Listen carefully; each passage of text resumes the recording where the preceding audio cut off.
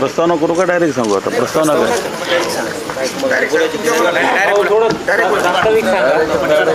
बरं.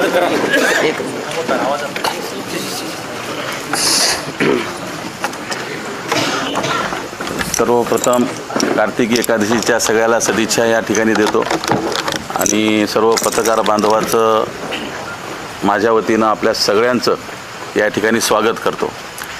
खरं पाहिलं तर आता राजकीय रणधुमाळी सुरू झालेली आहे आणि या सगळ्या राजकीय हालचालीमध्ये वाटचालीमध्ये मी एक भाग होतो आणि त्या भागातून मला माझा 4 तारखेला मनोजदादा जरांगे पाटील यांच्या आदेशानुसार मला फॉर्म विड्रॉल करावा लागला आणि त्या अनुषंगानं आज मला कुठला ना कुठला निर्णय हा कार्यकर्त्याच्या माध्यमातून घेणं गरजेचं होतं. याआधीसुद्धा सर्व कार्यकर्त्याची बैठक त्या ठिकाणी घेऊन त्यांच्याशी चर्चा करून सर्व तालुक्यातील माझे कार्यकर्ते असतील, माझे सहकारी असतील, सगळ्याशी चर्चा करून त्यांनी एकमताने सांगितलं की भाऊ तुम्ही जो निर्णय घेताल तो आमच्यासाठी प्रमाण राहील आणि त्या पद्धतीनं आम्ही सर्वजण पूर्ण ताकदीनं त्याच्यासोबत राहू.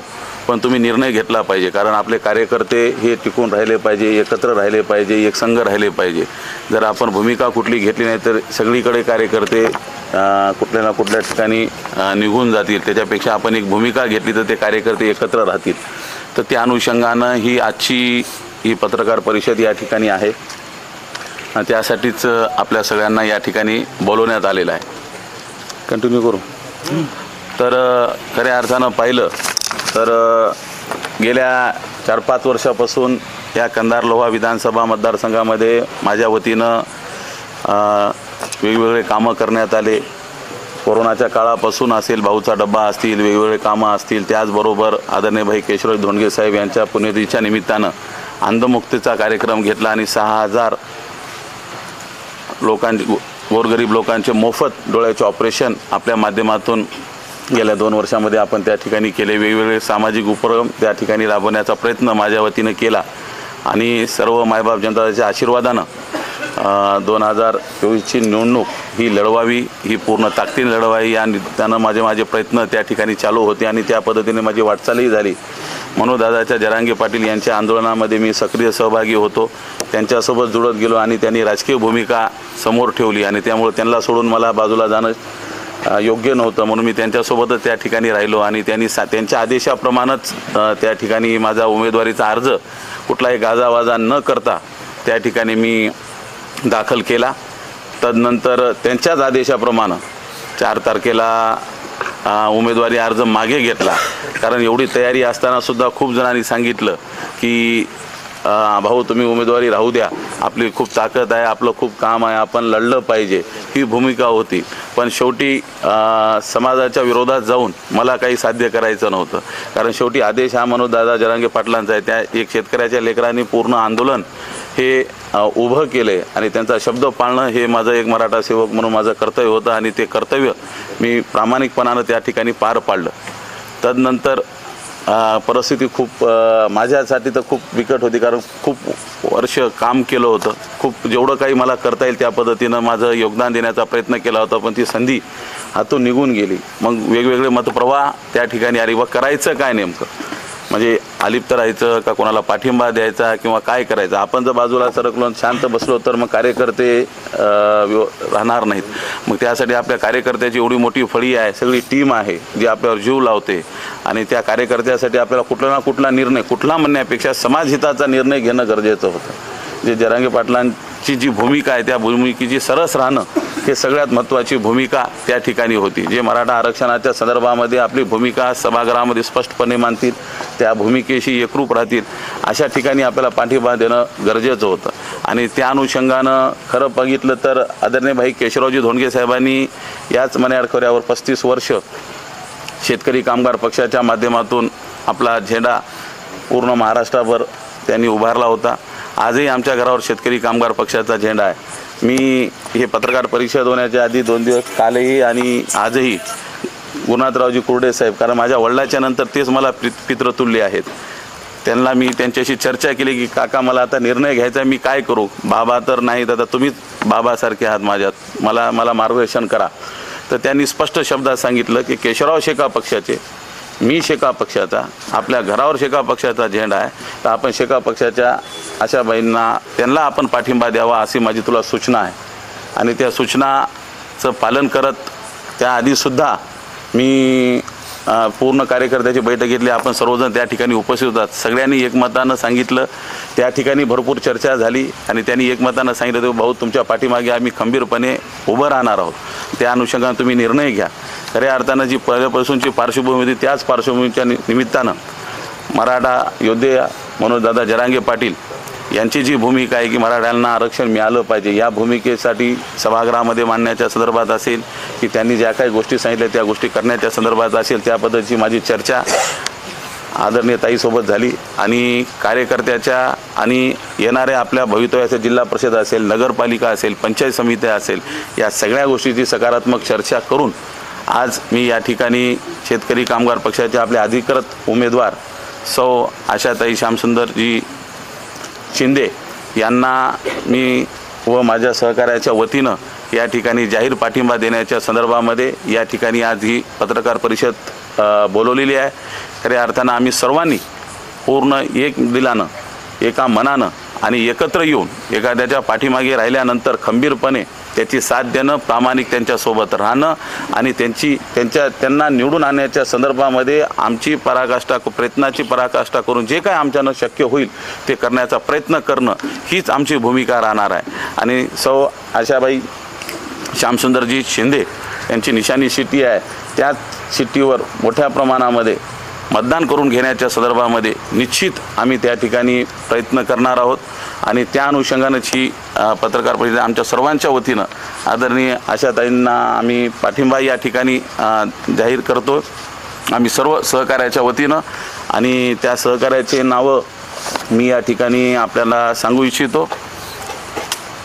आमच्यासोबत मन्नानभाई चौधरी माजी उपनगराध्यक्ष नगरपालिका कंधार, मोहम्मद जफरुद्दीन खान माजी उपनगराध्यक्ष नगरपालिका कंधार, दगडू भाऊ सोनकांबळे माजी नगराध्यक्ष नगरपालिका कंधार, रब्बानी भाई चाऊस माजी नगरसेवक नगरपालिका कंधार, रामजी बनसोडे साहेब माजी नगरसेवक नगरपालिका कंधार, अरुणजी पोद्दार साहेब माजी नगरसेवक नगरपालिका कंधार, महमूद पठाणजी जनता दल सेक्युलरचे जिल्हाध्यक्ष, राजू भाऊ सोनकांबळे सामाजिक कार्यकर्ते, सुरेश सिंग लाला काँग्रेस कार्यकर्ते, त्याचबरोबर अहमद चौधरी साहेब युवा नेते, त्याचबरोबर सरफोदीन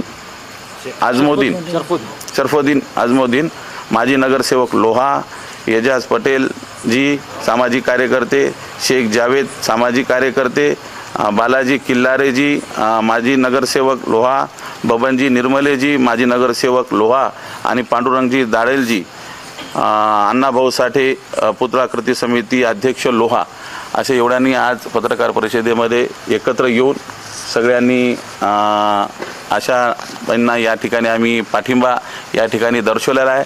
आणि आम्ही सर्वांनी त्यांना मोठ्या मताधिक्यानं या कंधार लोहा विधानसभा मतदारसंघामध्ये निवडून आणण्यासाठी निश्चित प्रयत्न करू, एवढं मी या ठिकाणी सांगतो. आणि खऱ्या अर्थानं पुन्हा एकदा आपल्या सगळ्याचं मनोपूर्वक या ठिकाणी आभार मानून माझे 2 शब्द संपवतो. जय क्रांती.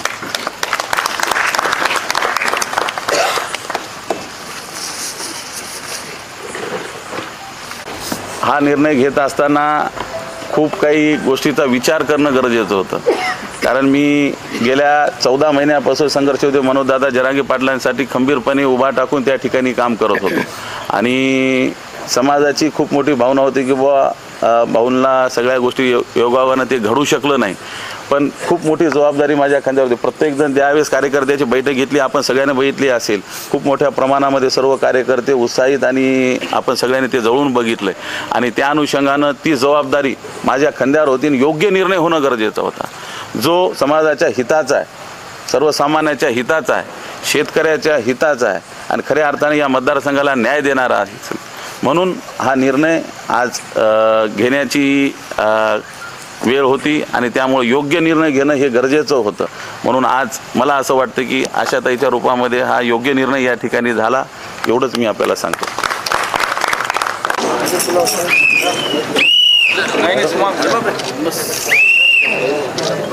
आज कार्तिकी एकादशीच्या निमित्ताने जी पत्रकार परिषद होते, विठ्ठलाच्या चरणी नतमस्तक होते आणि तुम्हाला सगळ्यांना शुभेच्छा देते. आणि आज माझ्या कार्याला बघून किंवा माझी जी उमेदवारी आहे शेका पक्षाची, म्हणजे महाविकास आघाडीचा एक घटक पक्ष आहे. महाविकास आघाडीचे अधिकृत उमेदवार शेका पक्षाने मला उमेदवारी दिलेली आहे आणि माझ्या कार्यावर विश्वास ठेवून या सगळ्यांनी मला पाठिंबा दिलेला आहे. त्यांचे मी आभार मानते, मी त्यांचे स्वागत करते. त्याच्यामध्ये मुख्य म्हणजे आमचे भाचे पुरुषोत्तम धोंडगे, डॉक्टर भाई कैलासवासी केशवरावजी धोंडगे साहेब यांचे चिरंजीव, आमचे ते शेका पक्षाचे ज्येष्ठ नेते आणि गुरुनाथरावजी कुर्टे साहेब ज्येष्ठ नेते यांनी त्यांना सांगितलेलं, गुरुनाथरावजी कुर्टे काकांनी सांगितलं की तुम्ही शेका पक्षाला पाठिंबा द्या आणि त्यांचं जे कार्य आहे ते आमच्या पक्षाला निगडीत, म्हणजे लहानपणापासून त्या पक्षाचा परिणाम झाला असावा आणि त्यांनी मला तो पाठिंबा दिला. त्यांचं कार्यसुद्धा आमच्या विचाराचंच आहे आणि त्यांचं कार्य एवढं आहे हे मला माहिती नव्हतं. जेव्हा मी त्यांच्याबरोबर चर्चा केली तेव्हाच मला माहिती झालं आणि खरंच मी तुम्हाला मानलं. मला एवढी कल्पना नव्हती की एवढं प्लॅनिंग, एवढं काम केलेलं आहे. तर त्यांनी स्वतःहून ठरवलं की योग्य उमेदवार कोण आहे, कोण निवडून येणारा उमेदवार आहे, त्यांना आपण पाठिंबा देऊ. त्याचप्रमाणे मननबाई पण माजी उपाध्यक्ष नगरपालिका कंधार, त्यांचा पण विचार होता. ते आमच्या स्टेजवर पण आले होते. त्यांनी आमच्या उद्घाटनाप्रसंगी कौतुक पण केलं होतं, पण त्यांनी थोडा उशीर केला कारण त्यांना सगळ्या ह्या टीमला घेऊन यायचं होतं. तर मननबाई चौधरी कंधार नगरपालिकेचे माजी उपाध्यक्ष, मोहम्मद जफरुद्दीन खान, दगडू भाऊ सोनकांबळे माजी नगराध्यक्ष नगरपालिका कंधार, रबानी चाऊस माजी नगरसेवक नगरपालिका कंधार, राम बनसोडे माजी नगरसेवक नगरपालिका कंधार, अरुण पोद्दार माजी नगरसेवक नगरपालिका कंधार, महमूद पठाण जनता दल सेक्युलर जिल्हाध्यक्ष, राजूभाऊ सोनकांबळे सामाजिक कार्यकर्ते, सुरेश सिंग लाला काँग्रेसचे कार्यकर्ते, अहमद चौधरी युवा नेता, सरफोद्दीन अजमुद्दीन माजी नगरसेवक लोहा, इजाज पटेल सामाजिक कार्यकर्ते, शेख जावेद सामाजिक कार्यकर्ते, बालाजी किल्लारे माजी नगरसेवक लोहा, बबन निर्मले माजी नगरसेवक लोहा, पांडुरंग दाडेल, अण्णाभाऊ साठे पुतळा कृती समिती अध्यक्ष, या सगळ्यांचं मी स्वागत करते. मी त्यांचे आभार मानते. आणि आत्ताच भाऊनी सांगितलं की आम्ही सगळे प्रामाणिकपणे काम करणार आहोत आणि माझी जेव्हा चर्चा झाली त्याच्यामध्ये मला यांच्यात खूप प्रामाणिकपणा दिसला आणि लोह्याची तर मंडळी कामाला लागलेलीच आहे. आज त्यांनी माझ्या सोनेचे कार्यक्रम घेतले, तिथं वेगवेगळ्या ठिकाणी बैठका घेतल्या आणि भाऊ पण आणि हे सगळेच उद्यापासून चांगले जोरात कामाला लागतील. मी त्यांचे अभिनंदन करते. आणि माझी निशाणी आहे शिट्टी. मराठा आरक्षणासाठी भाऊनी जसं सांगितलं की आपल्याला मांडायचं आहे, मी जसं विधानसभेमध्ये शेतकऱ्यांचे, गोरगरिबांचे आणि जे समाज उपयोगी प्रश्न असतील ते सगळे मांडणारच आहे. त्याचबरोबर मराठा समाजाचे प्रश्न सोडवणं माझं काम आहे.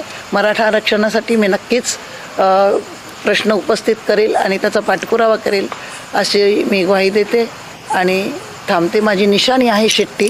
सगळ्यांनी लक्षात घ्यायचं आहे की माझ्याच नावाची एक महिला उमेदवार सौ आशाताई श्यामसुंदर शिंदे नावाची एक महिला उभी केलेली आहे. ती महिला आपल्या मतदारसंघातली नाही आहे, ती बाहेरून आयात केलेली आहे. तिला कधी कोणी बघणार पण नाही आहे, बघितलेलं पण नाही, तिचा कुठं फोटो पण लावला नाही. मात्र त्यांच्या टेम्पोवरती जे भोंगे फिरतात त्याच्यावर आमच्याच शेका पक्षाच्या दोन्ही नेत्याचे, केशवरावजी धोंडगे साहेबांचे आणि गुरुनाथरावजी कुर्टे साहेबांचे फोटो लावलेले आहेत. आणि माझंच गाणं तिथं जे 4 वर्षापूर्वी रिलीज झालं, आशाताई तुम्ही रणरागिनी मन्याडची वागिनी, ते गाणं फिरत आहे. तर ती दिशाभूल करण्यासाठी ते करत आहेत आणि त्यांची निशाणी वेगळी आहे. तर निशाणीची दिशाभूल होऊ नये म्हणून ह्या शिट्ट्या ठेवलेल्या आहेत आणि आम्ही सगळेच जण शिट्ट्या वाजवणार आहेत, कारण का कोणी ह्या शिट्ट्या विसरू नये म्हणून. म्हणजे शिट्टी निशाणी आहे हे विसरू नये आणि गैरसमज होऊ नये म्हणून आम्ही शिट्ट्या वाजवणार आहोत. बस बाबू सगळ्यांना द्या.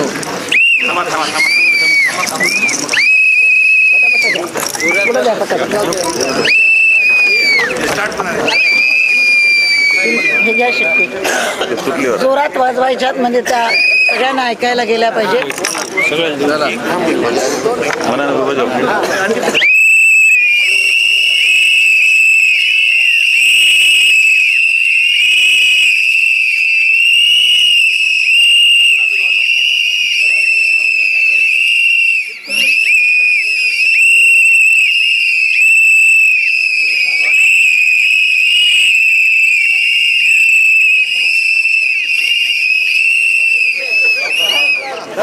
या शिट्ट्या वाजवण्याचं कारण कोणी दिशाभूल म्हणजे हे चिन्ह आहे सगळ्यांना लक्षात राहील. आणि आता मी यांना आमच्या दस्त्याने शिट्ट्या देते त्यांचं काम करण्यासाठी.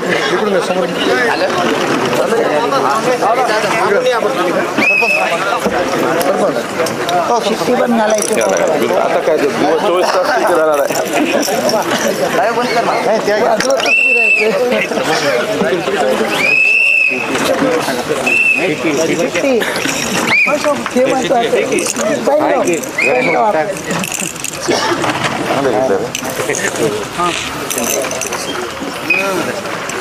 पुढे व्हायचं तिकडून व्हायचं समोरून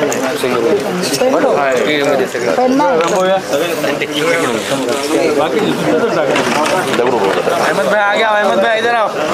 अहमद भाई